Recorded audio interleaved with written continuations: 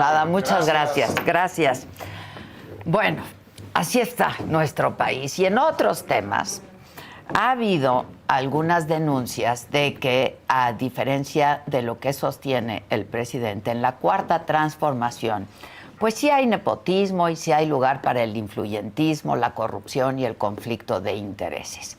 En este contexto, esta semana circuló en redes sociales la noticia de que Luis Rogelio Piñeda Tadei, hijo de Guadalupe Tadei Zavala. ¿Quién es Guadalupe Tadei? La consejera presidenta del INE, del Instituto Nacional Electoral. Pues que pasó, y muy rápido, a formar parte de la ponencia de la ministra de la Suprema Corte de Justicia, de Yasmín Esquivel, sin contar con experiencia ni con nada, ¿no? A menos de un año de haber obtenido su cédula profesional, Rogelio Piñeda Tadei, el hijo de Guadalupe Tadei, pasó de tener una plaza por honorarios en el Congreso de Sonora a convertirse en secretario auxiliar de la ministra Yasmín Esquivel. Con muy buen sueldo, la verdad, no le va bien. Pero más allá del salario, el nombramiento, pues contraviene, al parecer, pues eso es lo que pensábamos, las disposiciones oficiales, porque de acuerdo con el catálogo de puestos de la Suprema Corte de Justicia, se requiere contar con 2 años mínimos de experiencia profesional como licenciado en Derecho. Pues esto no lo acredita el joven Tadei, ¿no? ¿Quién estuvo investigando este asunto? Aquí mi querida colega Sandra Romandía. ¿Cómo estás, mi querida Sandra? ¿Cómo estás? Muy bien, contenta de estar contigo. Sandra es directora editorial de MX y bueno, ustedes dieron a conocer este caso, Sandra. Sí, Adela, efectivamente un caso que debería de escandalizarnos de alguna manera, porque parece que dibuja completamente pues la relación de los poderes que deberían de estar absolutamente separados. Aparte, uno de ellos es un árbitro electoral, pues al parecer, pues totalmente compenetrados, ¿no? Y te cuento, hoy publico en Opinión 51 la columna de cómo llegué a ese dato, porque ayer hubo campañas para decir que los documentos eran falsos. Sí, yo por eso luego Sí. lo vi en X y me puse en contacto contigo. Así es. Y te dije, pues ven a explicarnos de qué va, ¿no? Así es, que los documentos que presentamos eran falsos, que era una campaña de desprestigio tanto contra Yasmín Esquivel, la ministra, como contra la presidenta del INE, Guadalupe Tadei, que nos había mandado los conservadores a publicar datos falsos y demás. Y lo que yo cuento es que a mí me llega este dato porque yo soy de Sonora. ¿Sí? Entonces, pues al final siempre tienes ojos y oídos en todas partes que te van pasando tips. Y cuando me comentan esto, dije, es que no puede ser. Inmediatamente nos pusimos a buscar, estaba escondido el dato en la página de la Corte, de la ponencia de la ministra, el nombre del hijo de Guadalupe Tadei. Lo que hicimos, por supuesto, pues fue buscarlo, revisar su historial, revisar su cédula profesional y encontramos que se acababa de graduar, bueno, de obtener el título, perdón, en 2024. Eso puede haber sido hace un mes, 2 meses, 3 meses, 4 meses. Sí, okay. Es un documento público. Tuvimos la duda de que todavía nos fuimos a buscar el acta de nacimiento del muchacho. Dijimos, no vaya a ser que sea algo que no sea el otro apellido o lo que sea. Y ahí está perfecto todos los datos con los datos que tienen en la Corte y ahí fue cuando nos decidimos publicar. Y por una parte, pues nos parece escandaloso, como bien dices, cómo es posible que el árbitro electoral, y aparte, Adela, en el proceso del reporteo, porque hablamos a la Corte y ahí tenemos los audios, a quien quiera leerlo. Los audios, sí. Sí, que dicen, ay, creo que acaba de entrar y parece que... No lo conocemos, acaba de entrar. Hay una cosa muy rara, porque no lo han visto en esa oficina ganando 85,000 pesos mensuales, número 1. 2, todas las fuentes coinciden en que es de reciente adquisición. Eso significa que esta contratación del hijo de Tadei por 85,000 pesos en la ponencia de la ministra, pues se dio justo en los días en que estaba la discusión de la reforma electoral y la asignación de espacios legislativos por parte del INE. Entonces, que les dio la supermayoría. Así es. Con lo que hoy pues hacen y deshacen, ¿no? Así es, Adela. Ahora, ¿qué fue lo que empezó a ocurrir ayer? que bajaron la información. ¿Qué fue lo que pasó? Nosotros decidimos publicarla antier en la noche como una estrategia porque nos llegaron muchos mensajes y yo admiro a esos ciudadanos ejemplares que están dentro del sistema y nos dicen, oigan, van a bajar los documentos, ya saben que están ustedes tras del reportaje, lo van a sacar en otro lado para matizarlo. Lo sacamos antier en la noche, así como rapidísimo, con lo que ya teníamos, que estaba muy bien sustentado. Y después de eso empieza primero una campaña en redes sociales para desprestigiar el trabajo, que era falso y demás. Y durante ayer, en el transcurso del día, pues fue tendencia en redes sociales. Sí. Empezaron a hablarle a los periodistas que estaban retuiteando el reportaje. Casi uno por uno, porque fueron varios los que me buscaron, y me dijeron, nos están hablando de la ponencia de la ministra para decirnos que todo es falso, que los documentos no son reales, que cuidado, que no estén retuiteando esas cosas y que al rato van a mandar una carta aclaratoria. No mandaron ninguna carta aclaratoria hasta ayer en la noche. Ya hubo carta ya no aclaratoria. Mandaron nada y de hecho les explicaron siempre no vamos a mandar nada. Yo pude hablar con Guadalupe Tadei. Exacto, tú buscaste a Guadalupe Tadei. Yo busqué a Guadalupe Tadei y pude hablar con ella. Yo no sé. Sí, se vio muy sorprendida, así como, no sé, sabía que mi hijo andaba aquí buscando trabajo, pero ya no sabía dónde quedó, déjame checar, y no creo que sea un conflicto de interés, yo no lo veo, pero déjame revisar porque no sé en qué anda mi hijo. Mira, la verdad es que pues es una versión muy poco verosímil, como la estoy contando, el audio también lo pueden encontrar en el reportaje, y que pues también delinea de alguna manera el personaje, ¿no? Con una respuesta muy poco sólida, era para que ella estuviera preparada que esto podía pasar. Pues que ahora se podía conocer. ¿Qué más pasó? Pues que borraron toda la información de la ponencia de Yasmín relacionada a el muchacho, al hijo de Guadalupe Tadei, al recién titulado de abogado. Este año, 2024. Y hoy por hoy tendría que haber tenido 2 años de experiencia. 2 años de experiencia, porque mínimo. así se señala para los requisitos del cargo. Y la experiencia, porque lo consultamos con abogados que estuvieron en la corte, te pide que sea experiencia a partir de la titulación. Entonces, es clarísima ahí la gravedad en cuanto a la violación en el tema de los requisitos. Pero así, Adela, esa es la historia y lo que sorprende mucho pues es toda la cadena de desinformación que viene después para desprestigiar el periodismo, borrar la información de una página web oficial de la Corte, o sea, en la que la bajan. Así es, pero no contaban con que fuentes internas nos pasan la plataforma interna de la Corte y ahí sigue apareciendo el nombre hasta el día de hoy de Luis Rogelio Piñeda Tadei. Ahora, ¿ustedes buscaron al joven?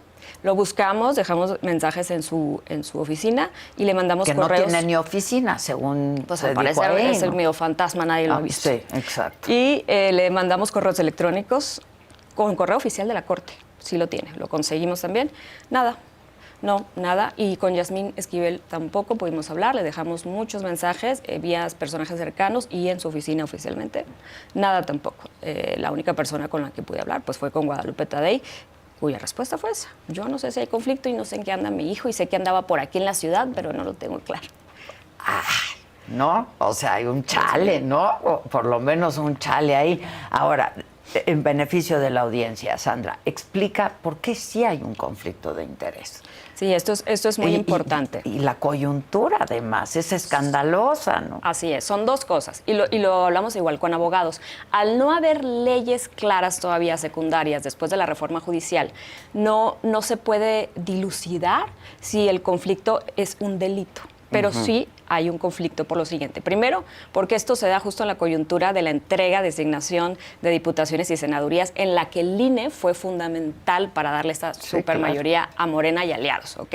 2, la ministra Yasmín Esquivel, abiertamente ya morenista, algo inaudito en la historia de la Corte, pues ha manifestado su intención de ser candidata a ministra en este nuevo proceso de elección de ministros que va a ocurrir después de la reforma. Y a dirigirla, y a ser la presidenta. La Corte.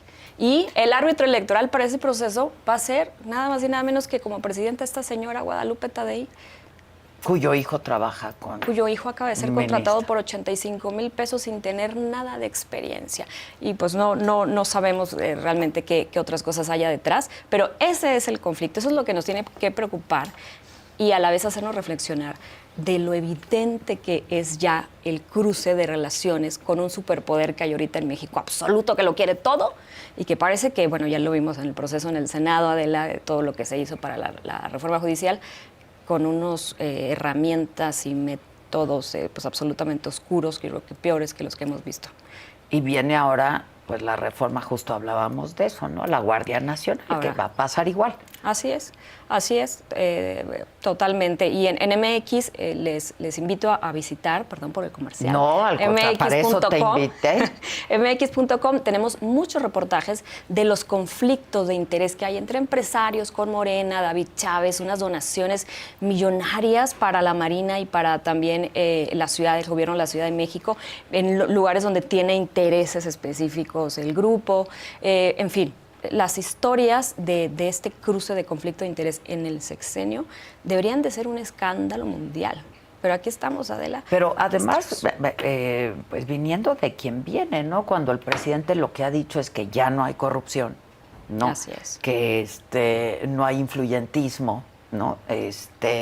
Y a todas luces, pues ahí están los ejemplos. Así es. Y el pueblo está pagando en estos momentos, este es un ejemplo, 85,000 pesos mensuales a un joven que se acaba de titular, que no debería tener ese cargo y que es hijo del árbitro electoral que va a, de alguna manera, validar todo el proceso de elección de la Corte con sus impuestos, con el dinero del pueblo. Es un escándalo.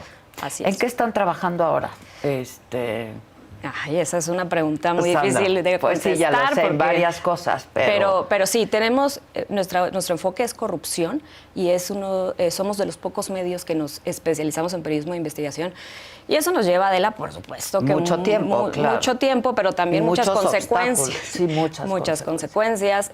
Muchos de nosotros estamos amenazados, tenemos que vivir de una manera medio sui generis para no estar en el blanco de quienes nos han amenazado.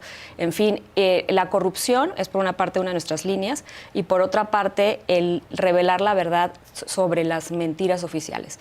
Y hace poco publicamos un reportaje sobre los muertos de Otis, por cierto, que también lo leí, tuvimos una campaña en redes de que eran mentiras y que no sé qué, que fueron mucho más muertos de los que se dijeron y que aparte se llevaron a cabo procesos, Adela, porque fuimos a las funerarias, los entrevistamos a hablar con ellos, de entiérrenlos sin que se sepa que son, sin que tengan certificados los muertos y sin que se relacionen con el huracán.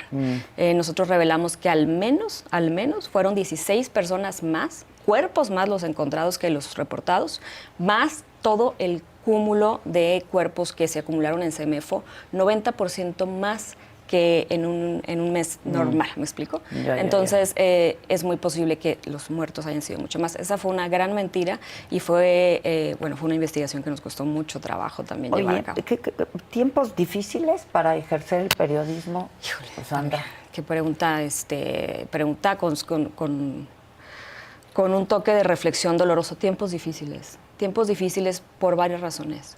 Una, por la violencia, por el contexto de violencia. Ya a nadie le importa si matan a un periodista, no lo quiero decir así, pero la verdad es que eso parecería, al menos a las autoridades no les importa si amenazan a matar a un periodista. Dos, la industria está cambiando y al mismo tiempo el eje político, el liderazgo político anula el periodismo.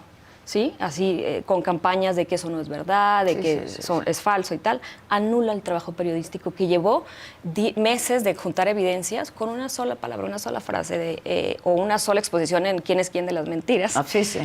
Borran el trabajo de colegas y compañeros y de nuestro equipo en la conversación pública. Y tres, hay una crisis, digamos, global, económica en los medios de comunicación, porque antes había 2, 3, 4 medios y ahora son 2,000. Claro, y la publicidad ya va directa con influencers y en redes sociales y ya no pasa por los medios. En fin, eso es algo muy complejo, pero al final afectan las tres cosas. ¿Por qué? Porque se pauperizan los salarios. Es muy complicado poder pagar bien en este negocio o en esta industria, si es que se le puede decir negocio. Y por otra parte, pues acechados totalmente por un presidente que tiene una escuela con sus políticos para denostar el periodismo. Y ese es el problema probablemente, Adela. Así como lo vimos en el Congreso de la Unión, todo lo que se llevó a cabo para hacer la reforma judicial se replicó en los estados. Parece que aprendieron perfecto y lo hicieron igual y hasta mejoraron algunas de las formas oscuras y terribles que llevaron a cabo. Lo mismo pasa cuando el líder político como López Obrador tiene 6 años diciendo que somos unos vendidos, que decimos mentiras, que solo estamos contra el poder. Que somos sensacionalistas, amarillistas, que los muertos no están muertos, ¿no? Exacto. Muchos de sus funcionarios repiten eso y también quienes los ven, que son las audiencias. Y eso es probablemente lo más difícil, ¿no?, de enfrentar. Que en la calle, porque tengo compañeros aquí en el SAT pasado, que en la calle los enfrentan y les dicen, oye, tú eres la vendida del poder, tú eres la conservadora, etcétera, con muchísima agresividad, porque la palabra tiene peso y esas palabras luego pueden llevar a la violencia. Entonces, tiempos muy, muy difíciles y en los que el reto es hacer una investigación interesante, que se comente, porque luego parece que vivimos en el país, diría Susana Uresti, mi compañera, donde ya nada es increíble. O sea, ya todo pasa, vemos casos de corrupción, ocultan a los muertos de Otis, pues ni modo, ocultan a los desaparecidos, los cortan de tajo del padrón. Y entonces empieza a perder esa capacidad de sorprendernos. De cosas terribles, ¿no? Así es. Es una realidad terrible que nos supera de pronto. Así es, así es. Y quienes estamos en esta industria... Yo no sé si ya nada nos afecta o estamos un poco como anestesiados, porque si no, ¿cómo vives? ¿No? Esta realidad es brutal. Así es como los animales que los de los circos, por ejemplo, ¿no? De tanto que los golpean, después dejan de sentir. Es muy fea la analogía que estoy haciendo, pero la verdad es que los mexicanos pareciera que después de tantos golpes que empezamos a tener al principio de un sexenio, por un gobierno que nos prometió que no iba a ser lo mismo, ¿no? Que no iba a ser lo mismo, empezar a ver uno tras otro caso. Y pues nada, el ser humano, la naturaleza humana, tiende a querer superar los procesos que vive. Entonces el ser humano luego tiende a decir, los mexicanos y mexicanas, híjole, pues ya, qué feo, pero pues a otra cosa. Sí. Y nuestra capacidad de adaptación, ¿no? Así es. Hasta las peores circunstancias. Así es. Bueno, pero vamos a seguir en lo mismo, ¿no? Híjole, pues sí. Al parecer todo indicaría... Y en nuestro trabajo, ¿no? Así es. En nuestro trabajo. No, a eso me refiero. Todo indicaría que vamos a seguir, ojalá. Ojalá, porque aparte somos multitrabajos todos, ¿no? Yo tengo 3 trabajos, dirijo MX, Opinión 51, tengo un programa de radio. A ver, pues invita a la audiencia para que te sigan. ¿Estás en el Heraldo? Estoy en Heraldo Radio de 5 a 6 de la tarde todos los días, de lunes a viernes, por el 98.5 en la Ciudad de México, y también estamos en 13 ciudades más. Dirijo MX, que es un proyecto de periodismo independiente, de periodismo de investigación. Por favor, sí pueden seguirlo en sus redes sociales. Es un apoyo importante el que nos dan a los periodistas, porque aparte aglutinamos también a colaboradores que no están sin casa, freelance, para poderles publicar. Y por otra parte estoy en Opinión 51, del que Adela pues también es parte desde su fundación, que es esta plataforma de mujeres periodistas, columnistas, solo mujeres y solo columnas de opinión, opinión51.com. Sandra, te felicito como siempre. Muchas gracias. No, muchas gracias a ti, Adela, por el espacio. Qué bueno que diste a conocer esto. Gracias. Que gracias se sepa al menos, ¿no? Algo tendrán que hacer al respecto. Ojalá. Gracias, Sandra. Muchas gracias. Bueno.